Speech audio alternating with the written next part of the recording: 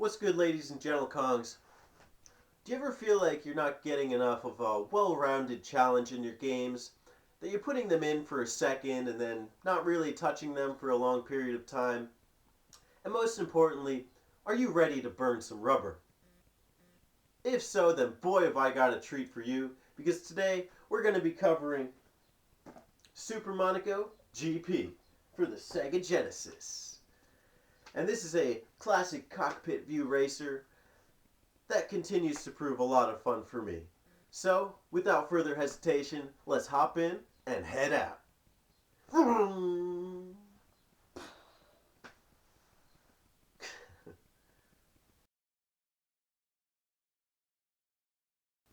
Alright, so this game's got a bit of a history behind it.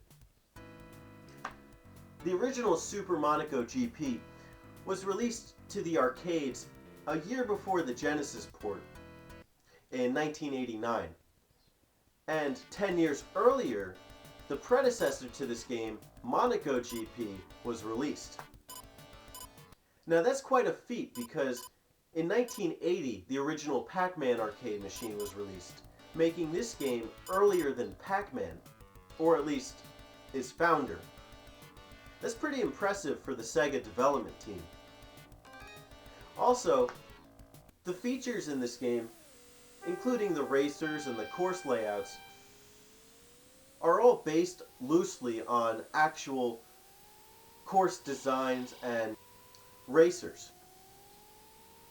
The Genesis version being covered here today distinguishes itself from the other ports of the game as well as the arcade game itself in the inclusion of a World Championship mode, but we'll delve more into that later. So, having no experience with any Monaco GP title prior to this one, my initial impressions were a bit skeptical.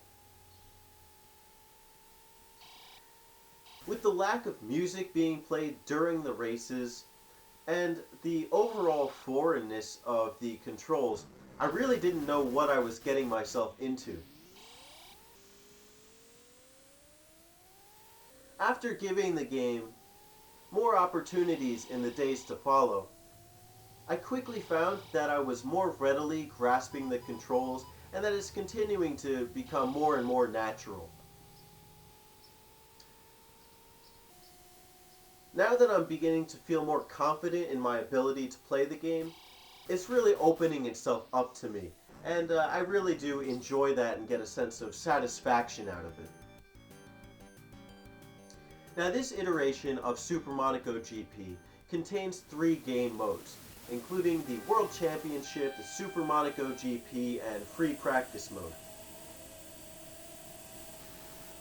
The GP is a direct port of the arcade game with a few alterations, including one that makes it a bit more accessible.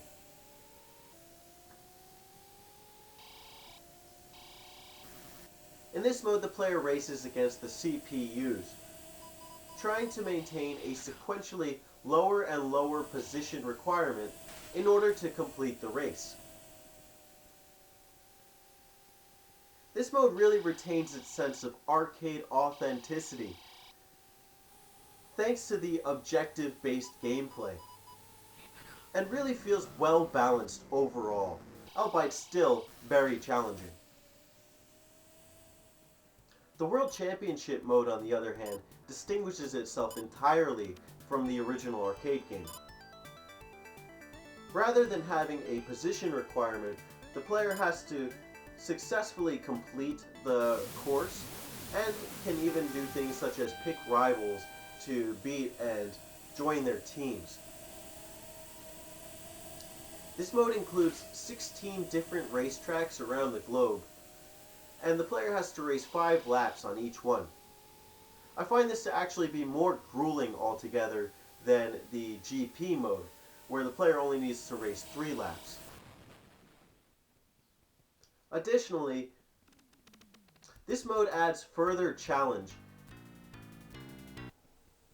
in that the player doesn't start with a particularly fast vehicle, and in that the vehicle can get damaged during the races, requiring the player to pit in at the entrance to the track costing them precious seconds and positions within the race.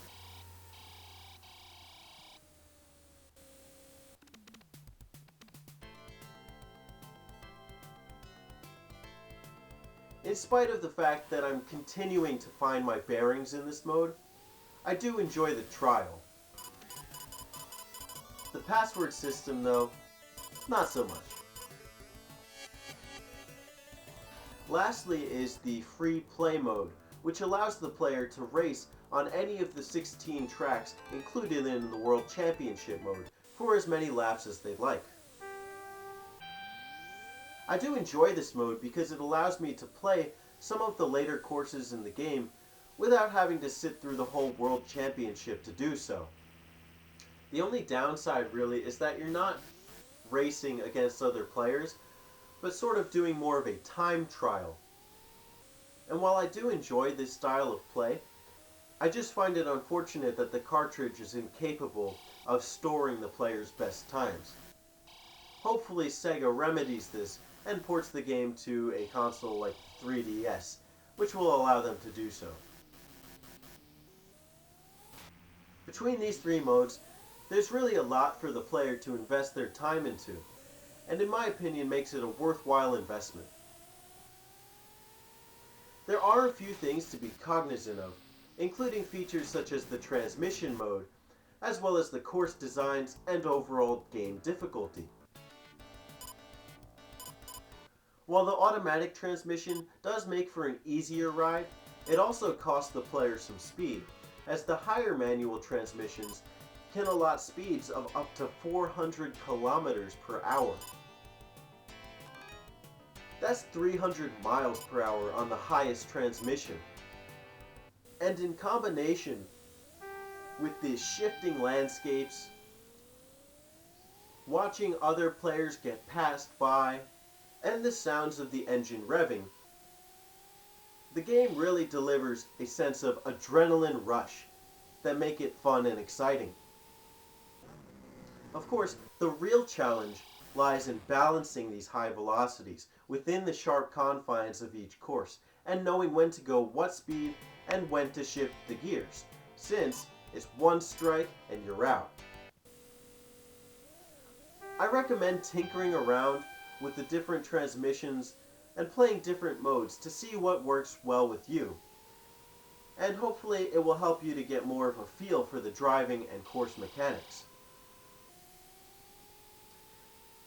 Now I can see why some might be quick to jump the gun in calling Super Monaco GP outdated, due to elements such as the first-person perspective, the high skill level required to master the game, and the lack of racing music.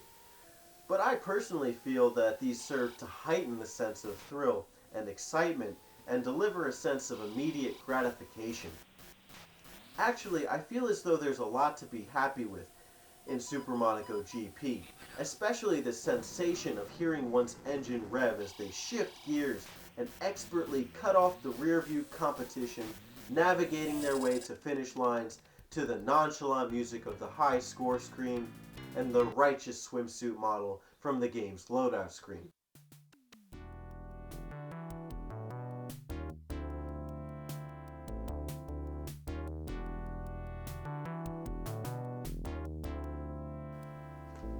If you're on the fence about this one, then I recommend hopping over it, because for the couple bucks you'll dish out for it, you might end up getting more than you bargained for. Now the game probably does control better with an actual steering wheel, as is done in the arcades, but as far as arcade to home console ports go, this one is no slouch. So, with that, I wholeheartedly recommend Super Monaco GP for the SEGA Genesis, and hope it proves as favorable to you as it continues to do for me. So thank you as always, look forward to seeing you in the next review, and until then, stay ballsy. Cheers! Peace and aloha. Aloha! Super Monaco GP, yeah!